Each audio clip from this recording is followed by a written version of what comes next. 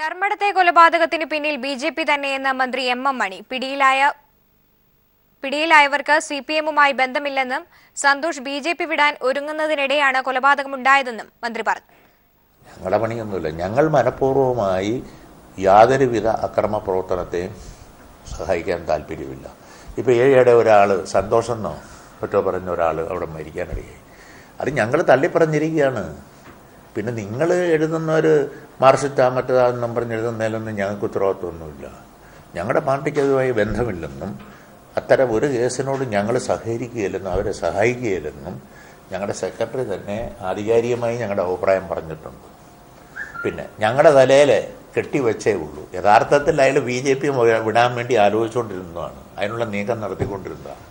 അത് മനസ്സിലാക്കിക്കൊണ്ട് അവർ തന്നെ സംഗതി ശരിയാക്കിയതാണ്. എന്നിട്ട് ചുമ്മാതെ ആളുകളെ പിടിച്ച് എന്നിട്ട് മാർക്സിസ്റ്റ് പാർട്ടിയുടെ ആളുകളാണ്. ഞങ്ങളുടെ ആളുകൾ ആരുമില്ല. ഞങ്ങൾ തള്ളിയും പറഞ്ഞിട്ടുണ്ട്. ഒന്നിനോടൊന്നും യോജിപ്പില്ല.